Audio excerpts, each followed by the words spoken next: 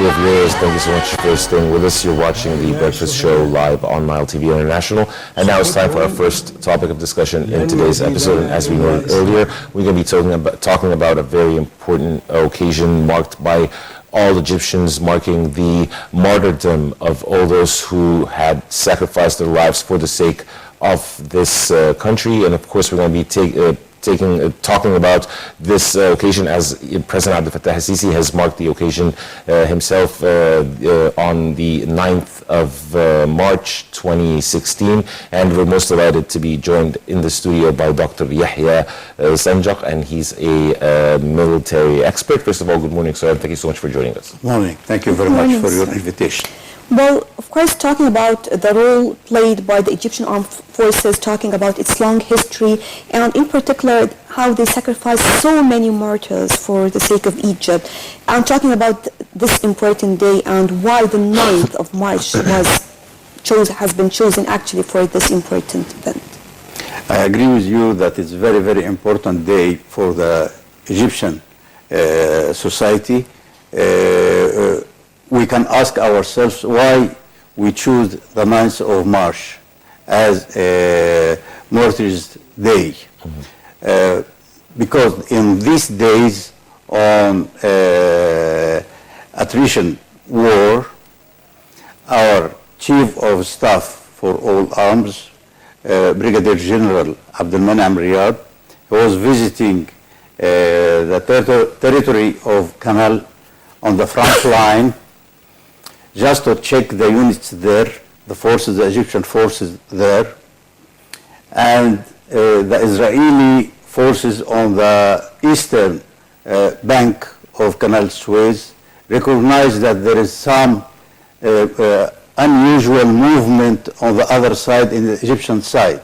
They saw some small cars which the leaders use it in visit the troops, the units there, and they think that there is VIP was visiting this site.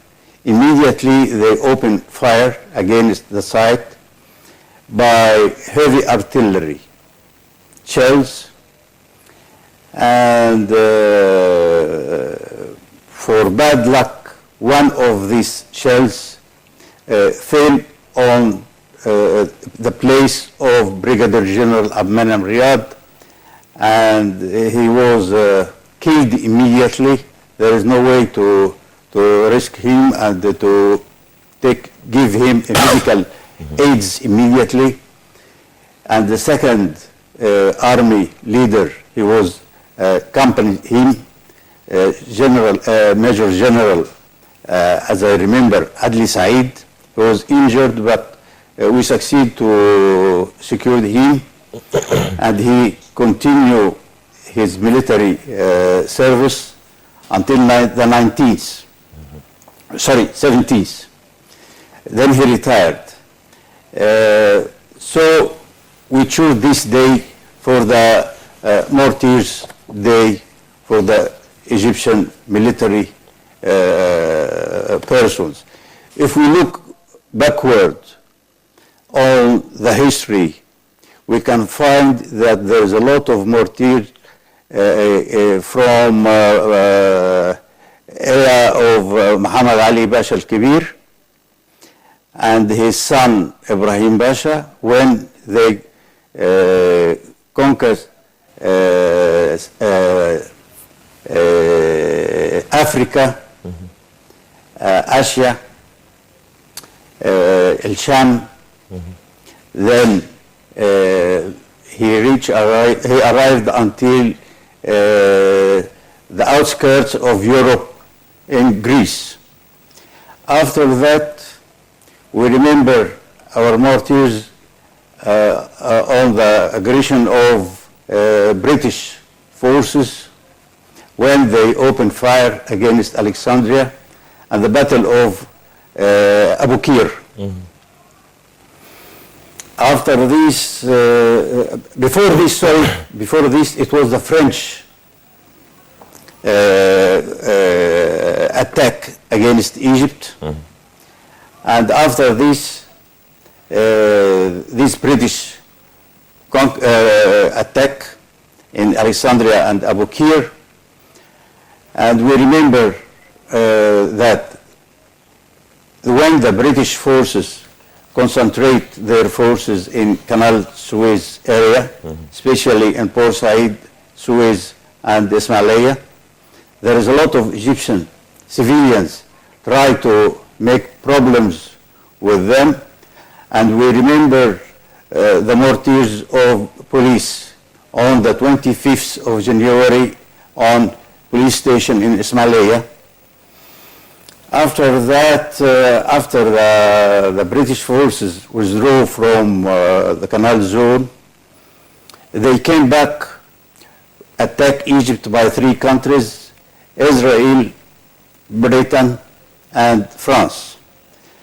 And you know that the Israel attacked Egypt from the east, and Britain and France from the north.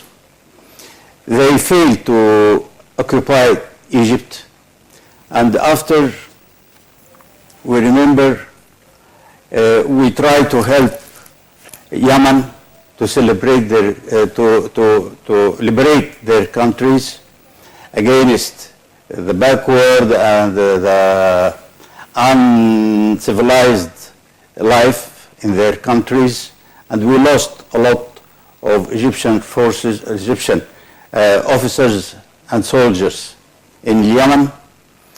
Before we withdrew our forces from Yemen, the war of '67 started again by aggression, Israeli aggression against Egypt, and we succeed to keep our forces on the backyard a little bit, to retraining them, to arm them, until on the 1973, we make a very, very big war, the attrition war. It stayed almost 6 years. We lost a lot of officers and soldiers, military people, and I still remember the heroes of Ahmed Osman Company when they start to establish shelters for the air defense units and air forces. Israeli bombers try to kill them and bomb them several times, and we lost a lot of good engineers and laborers. And I remember school Bahr al-Baqar, when Israeli launched their air attack against this kids' school, and we lost tens of children since this time. And on war, 1973 October War, a lot of Egyptian officers and soldiers sacrificed their souls to liberate our land in Sinai, and we succeed. We stay almost over 25 days on this war, and I still remember one of my friends who was a commander of air defense battalion in Port Said, and Israel succeed to bomb this battalion and succeed to destroy some equipment there. For that, it was so difficult for him to continue fighting by rockets. But he still have some machine guns, air defense machine guns. And he went to help the crew there. One of the bombs came next to a soldier. He injured, and he tried to ask for medical help. He ran away to him to help him. Immediately there is another bomb came to him, and he sacrificed his soul for Egypt. Mm-hmm. This is the long story of martyrs in Egypt, I think so. Yes, General Yehya, also, if you can Excuse me, if you can tell us about the significance of the yesterday's event, as President Abdel Fattah al-Sisi has marked the occasion himself, and he placed flowers in this ceremony that was held with with high-ranking officials attending. If you could tell us about the significance of this ceremony that was attended by the President. To tell you the truth, we are lucky to have a president like President Abdel Fattah al-Sisi, who is his military expert. He knows very well how the forces in the army is serving, how the officers and the soldiers sacrifice their souls to protect their countries. And he always send respect sentences to these forces. Just for the moral of our men, the army, and he still remember what the old Egyptian officers and soldiers had done during the last wars, especially in October War. And we don't forget the policemen and how they sacrificed their souls also to protect our country from inside. As I mentioned before, it was in the 25th of January in Ismailia police station when the British troops attacked small numbers of policemen, approximately 25, 30, something like this. If we can imagine one company of British troops, approximately 120, 150 soldiers, British soldiers, attack small police station with rifles, Lee-Enfield rifles, very, very old rifles. They use it since this time, and they killed approximately 30 of them, and they celebrate. They choose this 25th of January as Police Day. It is a long story, happened to the Egyptian people since a long time ago, and we still remember our martyrs all over the years. Well, talking about the Egyptian armed forces, we are talking about history, but also we have to talk past, present, and future, because it will not stop. It didn't end by the 1973 war. We can see it up till today, yesterday, every day we can see this taking place also in Sinai, in this battle against terrorism. And if you allow me, this battle is one of the most difficult battles because they are fighting the unknown. Maybe in 1973, 67, they know to whom or against who they are fighting. But right now, it is completely different. So could you elaborate on this, sir? I'm sorry I forgot to mention this point. I put it in my mind to talk about it. I would like to say our people, our army in the north of Sinai, officers and soldiers, they are brave heroes. They are fighting much more difficult fight than our fight in 1973, because we know our enemy and we launch fire against them.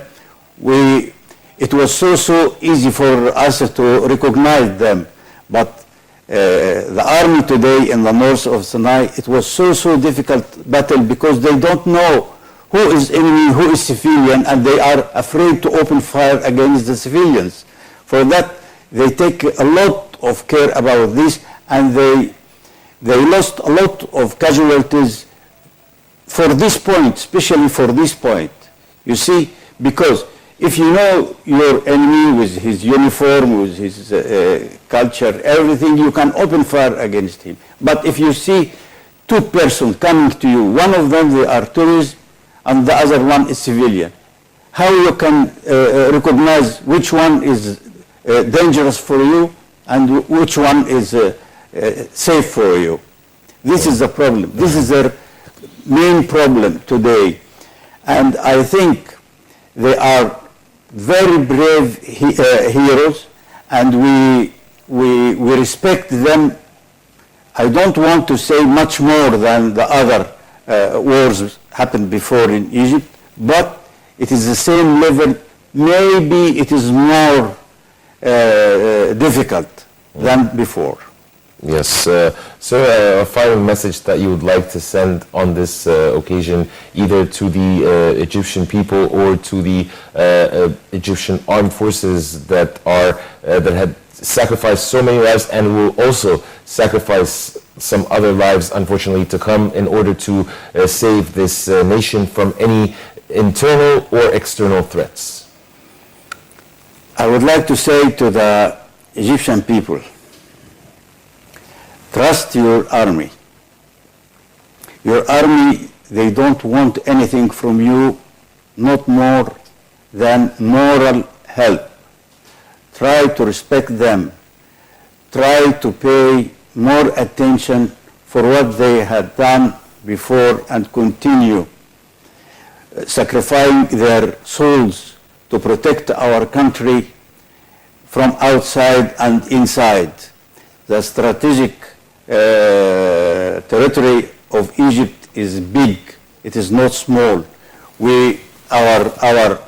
Our self-strategic security, not only in the Egyptian territory, but all over the Arab countries.